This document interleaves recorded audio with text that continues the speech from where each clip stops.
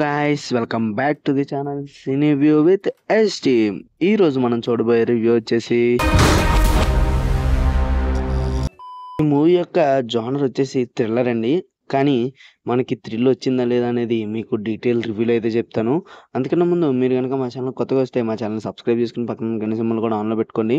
అలాగే మా ఇన్స్టాగ్రామ్ పేజ్ని కూడా ఫాలో అవ్వండి. మీకు మూవీస్ పరంగా అన్లిమిటెడ్ స్టఫ్ అయితే ఇస్తాం. కింద డిస్క్రిప్షన్లోను సెక్షన్లోను లింక్ అయితే ఇచ్చేసాను. ఈ యొక్క డైరెక్టర్ వచ్చేసి ప్రశాంత్ సాగర్ గారు. అలాగే మన హీరో వచ్చేసి మన సుమంత్ గారండి.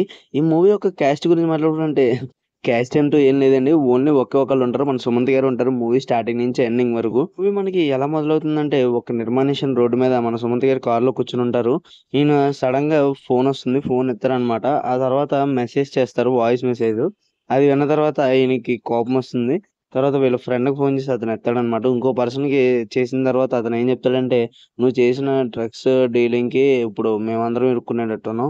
నువ్వు చేసిన పనులకి ఇప్పుడు నేను పోలీసులు వదలరని చెప్తారు. ఆ దెబ్బతో మన సుమంత్ గారు సూసైడ్ నోట్ చేద్దాం అనుకుంటారు. కానీ చేయరు. ఆ తర్వాత రేడియో స్టేషన్కి వెళ్ళిన తర్వాత ఏం జరిగింది, ఒక కాల్ ఎత్తడం ద్వారా తర్వాత ఏం జరిగింది అనేది మనం మూవీలో అయితే చూడాలి.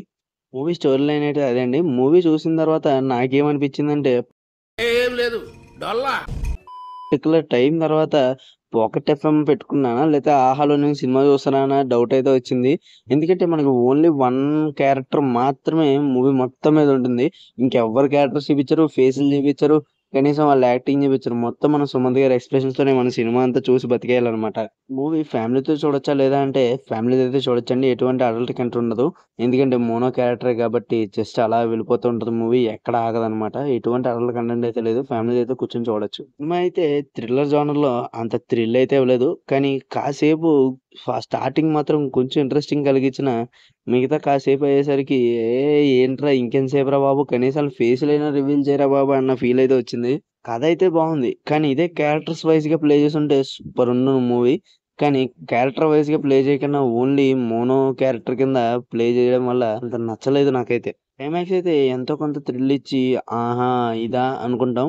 కానీ సర్టెన్ టైప్ ఆఫ్ ఆడియన్స్ అయితే అది కూడా ప్రిడిక్ట్ చేసేస్తారని నేనేది అనుకుంటున్నాను. అలా మీరు గనక ఈ మూవీ చూసుంటే నేను చెప్పినట్టుగానే ఇదే సినిమాని క్యారెక్టర్స్ వైజ్ గా రివీల్ చేస్తూ వన్ బై వన్ చేస్తే ఎలా ఉంటుందో కామెంట్ చేయండి. ఇంకా మూవీకి అయితే రివ్యూ ఇచ్చేసాం. ఇంకా రేటింగ్ ఒక్కటే బ్యాలెన్స్ ఉంది.